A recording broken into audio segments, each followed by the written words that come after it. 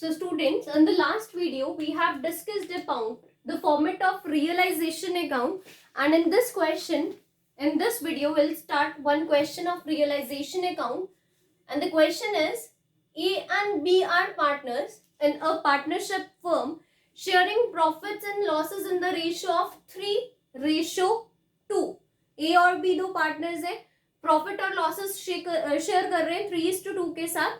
इनकी आपको balance sheet 2018 की दी हुई है, and the balance sheet is जिसमें आपको लायबिलिटीज, अमाउंट, एसेट्स, अमाउंट ये आपको गिवन है. लायबिलिटीज में you have creditors of 20,000. Capitals आपको ए और बी की गिवन है. ए की कैपिटल है 1,50,000, बी की कैपिटल है 90,000, and the total is in outer column which is 2,40,000. And the assets are cash at bank, debtors less provision. Debtors हैं आपके 40,000 के, लेस प्रोविजन है आपके पास 1800 का. तो आउटर कॉलम में आपका अमाउंट आ जाएगा 38,200, and the amount of cash is 7,000. Then we have stock, machinery, land and building, and the amounts are 54,800, machinery is 40,000, and land and building is 1,20,000, and the total of balance sheet is 2,60,000.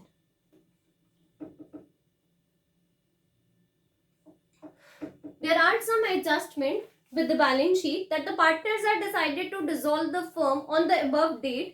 और जिस दिन partners अपनी firm को dissolve करना चाहते हैं उस दिन वो कुछ एसेट्स को रियलाइज कर रहे हैं, यानी कि बेच रहे हैं. और जिन एसेट्स को वो बेच रहे हैं उनकी डिटेल्स में यहाँ पर लिख रही हूँ.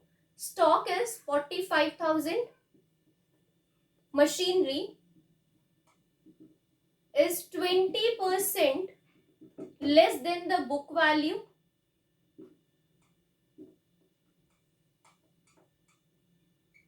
Then debtors are 35,000. Land and building is 30,000 more than the book value. More than the book value. I'll send question in your class group as well. Then liabilities को भी उन्होंने साथ के साथ पे ऑफ किया है, जिसमें उन्होंने लिखा है कि creditors agreed to accept 5% less, कि जितनी भी क्रेडिटर्स की वैल्यू है उससे 5% उन्होंने कहा है कि हमें कम करके दे दो. एक तरीके से उन्होंने आपको डिस्काउंट दे दिया कि ठीक है आप पूरा क्रेडिटर्स का पैसा नहीं दे सकते, वैसे भी आपका बिजनेस शट डाउन हो रहा है, तो आप हमें 5% कम करके क्रेडिटर्स पे आउट कर दो. कुछ रियलाइजेशन एक्सपेंसेस है हमारे पास, तो वो रियलाइजेशन एक्सपेंसेस जो है वो है आपके 1,200. तो आपको रियलाइजेशन अकाउंट यानी कि नेसेसरी लेजर अकाउंट्स आपको प्रिपेयर करने हैं. नेसेसरी लेजर अकाउंट्स मैंने आपको लास्ट वीडियो में बताया था कि जब भी फर्म डिसॉल्व होती है तो हम 4 अकाउंट्स बनाते हैं, और चारों में से हमारे जो अकाउंट्स बनते हैं वो एक आता है आपका रियलाइजेशन अकाउंट, एक बनता है हमारा पार्टनर्स लोन अकाउंट, एक आता है हमारा पार्टनर्स कैपिटल अकाउंट,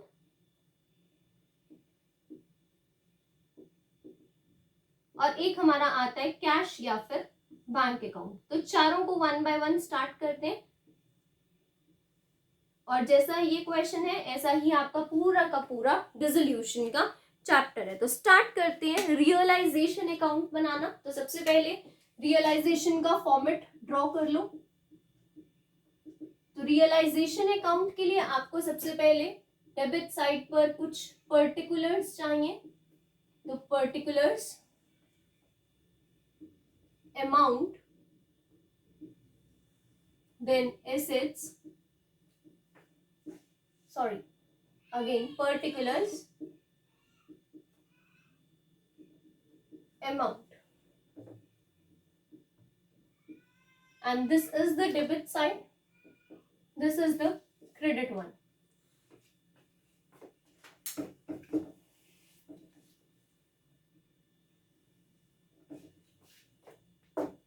तो देखो, सबसे पहले मैंने आपको बताया था कि रियलाइजेशन अकाउंट होता है हमारा रिकवरी अकाउंट। हमें अपनी एसेट्स को रिकवर करना शुरू करना है। रिकवर करने के लिए हम ये जानते हैं कि हमारी एसेट्स का बैलेंस होता है debit.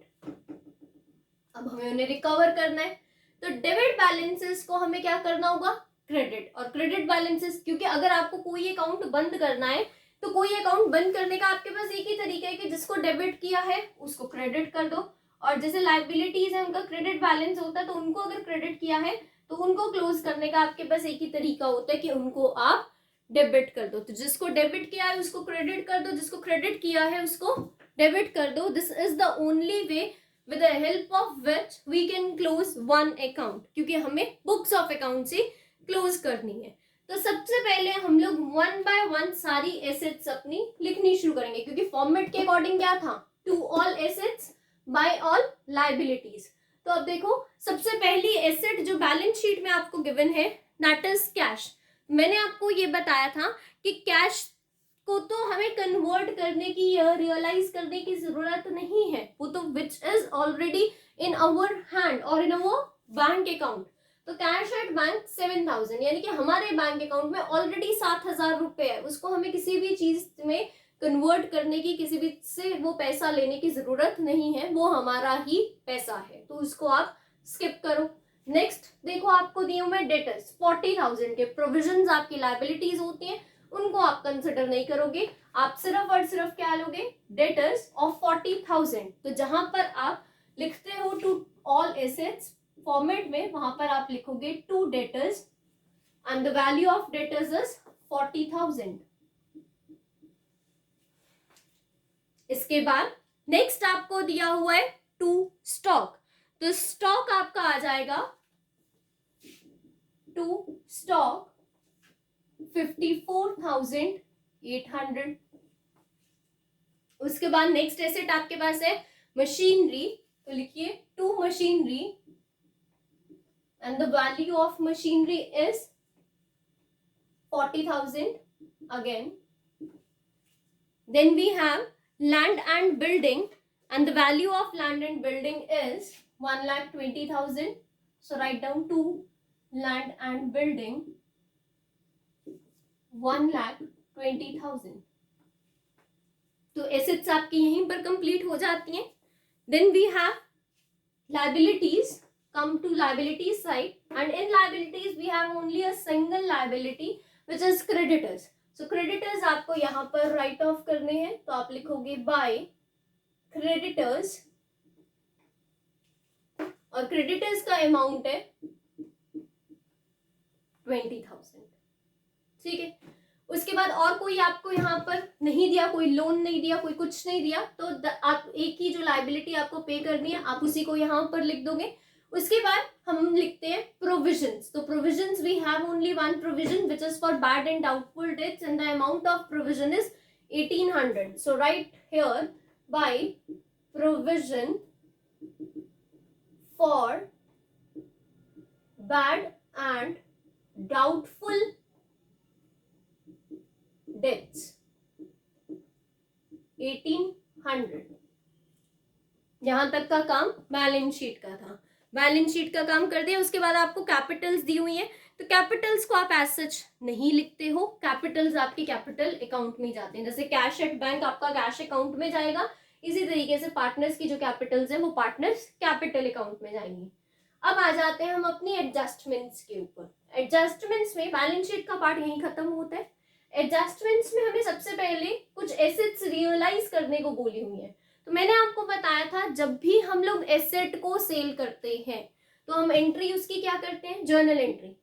Simply cash account debit, मान लो हम मशीनरी सेल कर रहे हैं तो क्या एंट्री करते हैं, कैश टू मशीनरी। ठीक है, मशीनरी अकाउंट हम एक बार ही बंद कर चुके हैं, दोबारा से खोलना मतलब दोबारा सारे बुक्स ऑफ अकाउंट्स को खोलना, हमने दोबारा खोलना ही नहीं है क्योंकि हमें तो बुक्स ही बंद करनी है, हमें तो फर्म ही बंद करनी है। तो हम ऑलरेडी उसको किस अकाउंट में डाल चुके हैं, टू रियलाइजेशन अकाउंट। ठीक है, तो अब ये जो कैश अकाउंट का पैसा है, मतलब जो आपको एसेट बेचकर पैसा आएगा, वो आपका किस अकाउंट में जाएगा? कैश अकाउंट में या फिर बैंक अकाउंट में। तो अब जो आप यहाँ पर एसेट्स रियलाइज करोगे वो आप लिखोगे बाय कैश और बैंक अकाउंट। जैसे इस क्वेश्चन में we have cash at bank, यानी कि हम बैंक बैलेंस यूज कर रहे हैं, तो आप यहाँ पर लिखोगे एसेट्स रियलाइज के लिए बाय बैंक अकाउंट। और मैंने आपको बताया था कि आपके एग्जामिनर को नहीं पता आप ये बैंक अकाउंट में कौन सा पैसा डाल रहे हो, then you need to mention here in bracket assets realised.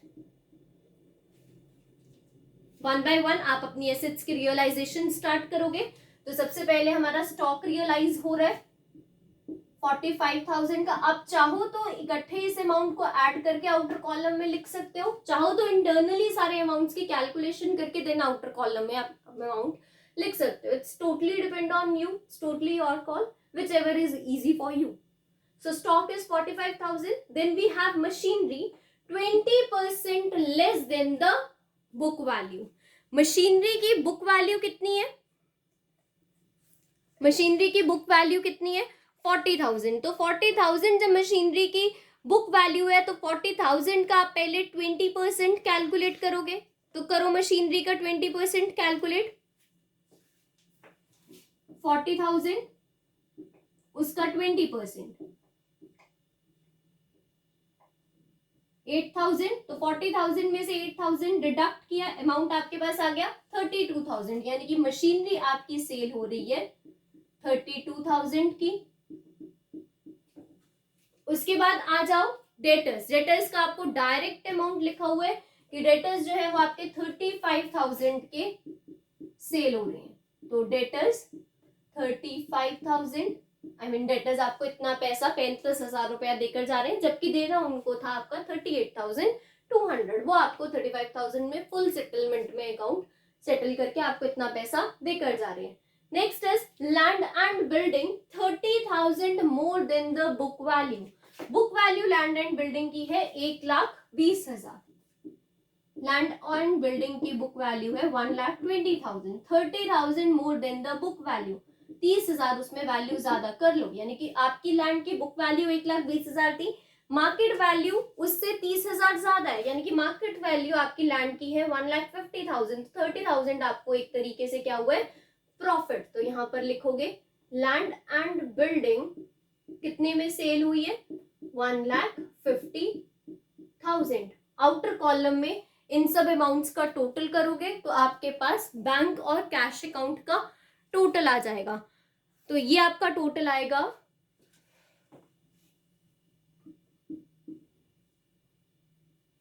2,62,000। 2,62,000 is the total. And then आप आ जाओ अपनी लाइबिलिटी साइड के ऊपर। लाइबिलिटी साइड में आपके पास है क्रेडिटर्स। क्रेडिटर्स की वैल्यू है आपकी 5% लेस। सो 5% लेस जो आपकी ये वैल्यू है, तो आप इसकी पेमेंट बैंक अकाउंट में ही करोगे। तो टू बैंक अकाउंट ब्रैकेट में लिखोगे लाइबिलिटीज पेड। तो 35,000 के 20,000 के क्रेडिटर्स जो हैं उनका आप 5% लेस कैलकुलेट कर लोगे। 5% लेस मतलब 1,000 के क्रेडिटर्स आपको डिस्काउंट दे रहे हैं, तो यानी कि क्रेडिटर्स कह रहे हैं कि जो आपने हमारे 20,000 की पेमेंट करनी थी, अब आपको सिर्फ और सिर्फ हमारे 19,000 रुपए पे करने हैं। तो क्रेडिटर्स पेड में लिख दो 19,000। ये आपने क्रेडिटर्स पे कर दिए। उसके बाद एडजस्टमेंट्स में लास्ट आपको बोला हुआ है रियलाइजेशन एक्सपेंसेस। तो मैंने आपको बताया था कि ये जो रियलाइजेशन एक्सपेंसेस होते हैं, क्योंकि ये फर्म के खर्चे होते हैं, तो ये आपके जाते हैं टू बैंक अकाउंट में। तो to bank account expenses paid on realisation. तो अमाउंट आपका आ जाएगा 1,200। उसके बाद आप और आपको कुछ भी पे आउट नहीं करना है, जितना भी था आप लाइबिलिटीज का, एसेट्स का, सब आप पे आउट कर चुके हो, एडजस्टमेंट्स का और बैलेंस शीट का। तो अब आप दोनों साइड्स का टोटल करोगे, और जब आप टोटल करोगे तो आपके पास आएगा टू प्रॉफिट ऑन रियलाइजेशन। ये साइड शॉर्ट है, तो मैंने आपको बताया था जब ये साइड शॉर्ट आएगी तो आपका प्रॉफिट आएगा, ये साइड शॉर्ट आएगी तो आपका लॉस आएगा। और ये जो प्रॉफिट आता है चाहे लॉस आता है, ट्रांसफर किस में करते हैं हम लोग? अपने पार्टनर्स के कैपिटल अकाउंट में। पार्टनर्स कौन है हमारे? ए और बी। तो to A's capital account and to B's capital account. तो पहले आप आउटर कॉलम में लिखो कि आपका प्रॉफिट का अमाउंट कितना कैलकुलेट हुआ है। So that is 8800। और पार्टनर्स की रेशियो है, ऊपर मैंने क्वेश्चन में आपको बताया था 3:2। तो 3:2 में जो अमाउंट ए के कैपिटल अकाउंट में चला जाएगा दैट इज 5280, और जो बी के कैपिटल अकाउंट में जाएगा दैट इज 3520। तो अकाउंट्स क्लोज। इस तरीके से हम अपना रियलाइजेशन अकाउंट बनाएंगे। So this is the format of realisation account. बाकी इसमें आपके पास लोन नहीं है तो यहाँ पर आपका लोन अकाउंट नहीं बनेगा। लोन अकाउंट नहीं बनेगा तो नेक्स्ट अकाउंट जो हम प्रिपेयर करते हैं वो होता है पार्टनर कैपिटल अकाउंट, जो हम पहले भी बना चुके हैं। तो अब दोबारा से आप देखेंगे डिसोल्यूशन के टाइम पर पार्टनर्स कैपिटल अकाउंट कैसे बनता है।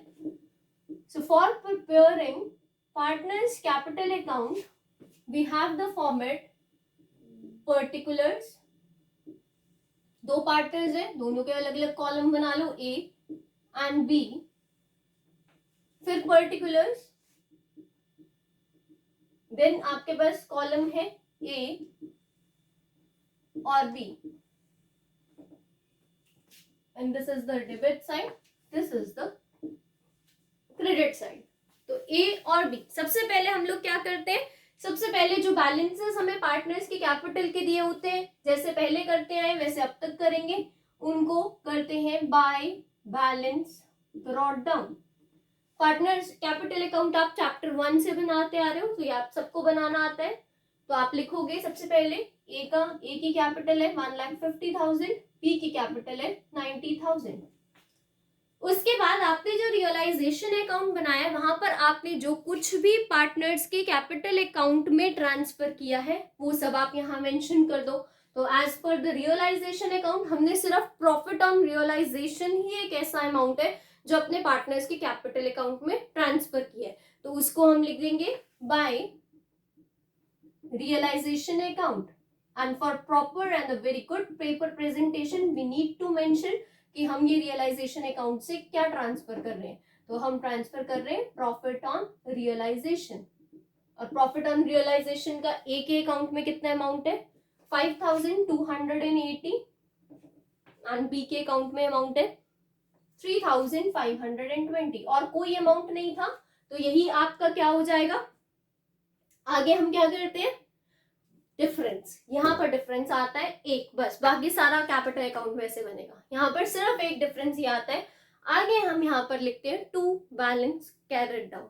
क्यों? क्योंकि जब हम नेक्स्ट ईयर के अकाउंट्स बनाए तो यही बैलेंस हमारा ब्रॉट डाउन हो जाए।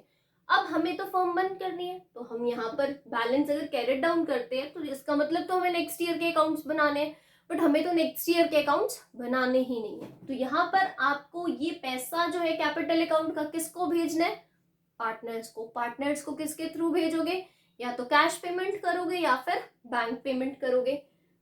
यहाँ पर हम क्या लेकर चल रहे हैं कि हम जो भी पेमेंट्स कर रहे हैं वो बैंक के थ्रू कर रहे हैं। तो यहाँ पर आप जो भी पार्टनर्स कैपिटल अकाउंट का बैलेंस आएगा, यानी कि जितना पैसा आपने अपने पार्टनर्स को देना है वो आप दोगे किसके थ्रू, टू बैंक अकाउंट। अब देखो ए के पास कितना पैसा जाएगा 1,55,280, and the next is 93,520. Accounts close. इसके बाद इसी के साथ मैं आपको बता देती हूँ कि किस तरीके से बैंक अकाउंट आपका बनता है, और फिर इस चैप्टर में इतना ही है, कुछ और चेंजेस नहीं है। तो बैंक अकाउंट के लिए क्लास सबसे पहले हम बैंक का लेजर बनाएंगे जो आप लोग क्लास 11th में सीख चुके हो, which is particulars, amount particulars amount. This is the debit side and this is the credit side. तो अब सबसे पहले हम लोग बैलेंस ब्रॉट डाउन करते हैं. तो आपको कैश का बैलेंस यहाँ पर दिया ही हुआ है, कैश एट बैंक, यानी कि बैंक बैलेंस आपको बोला हुआ है 7000. तो 7000 का ये जो बैंक बैलेंस है, आपको पता है कि बैंक आपकी एसेट है और एसेट का हमेशा डेबिट बैलेंस होता है. तो आप क्या लिखोगे यहाँ पर, to balance brought down 7000. To balance brought down 7000. उसके बाद जहां जहां आपने जो जो रियलाइजेशन अकाउंट या कैपिटल अकाउंट में बैंक में ट्रांसफर किया, जैसे हमने रियलाइजेशन अकाउंट में सबसे पहला जो अमाउंट बैंक में ट्रांसफर किया था वो था एसेट्स रियलाइज का. तो यहां पर आप लिखोगे टू रियलाइजेशन अकाउंट, ब्रैकेट में आप मेंशन करोगे बिल्कुल एसेट्स रियलाइज्ड. तो उनका अमाउंट था आपका 2,62,000. तो उसको यहां पर लिख दो. उसके बाद आप रियलाइजेशन अकाउंट की डेबिट साइड पर देखो, वहां पर आपने क्रेडिटर्स पे किए 90,000 के. तो यहाँ पर बिल्कुल मेंशन करोगे बाय रियलाइजेशन अकाउंट, ब्रैकेट में लिखोगे क्रेडिटर्स पेड 19,000. आपने एक्सपेंसेस ऑन रियलाइजेशन पे किए थे, वो भी आपने कैश और बैंक में ट्रांसफर किए थे. तो आप लिखोगे बाय रियलाइजेशन अकाउंट, ब्रैकेट में अगेन मेंशन करोगे एक्सपेंसेस ऑन रियलाइजेशन कितने के थे, 1200. उसके बाद आपने और क्या क्या चीजें ट्रांसफर करी है. उसके बाद आपने रियलाइजेशन में बस यही ट्रांसफर किया था. फिर आपने कैपिटल अकाउंट बनाया. यहाँ पर आपने बैंक अकाउंट में यही दो अमाउंट्स जो पार्टनर्स के कैपिटल अकाउंट में ट्रांसफर किए हैं, तो इनको आप लिख दोगे बाय ए's कैपिटल अकाउंट और बाय बी's कैपिटल अकाउंट. ए के कैपिटल अकाउंट में आपने अमाउंट लिखा है 1,55,280 एंड बी के कैपिटल अकाउंट में आपने अमाउंट लिखा है 93,520. आप दोनों साइड्स का टोटल करोगे तो the total should be equal to each other and the total is 2,69,000. इधर का आप टोटल करोगे, ये भी आपका 2,69,000 आ रहा है. So if the total is equal then जितने भी हमने अबव अकाउंट्स प्रिपेयर करे दे आर एब्सोल्युटली करेक्ट.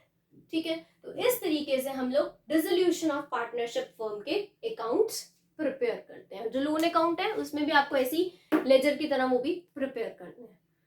ठीक है class. So this is about dissolution of partnership firm and the accounting procedure. तो जैसा आपने एक क्वेश्चन करा है ऐसे ही आपके सारे के सारे क्वेश्चंस हैं. तो आप डिसोल्यूशन के सारे क्वेश्चंस कर लेना and if you have any doubts then you can clarify it with me any time. Thank you.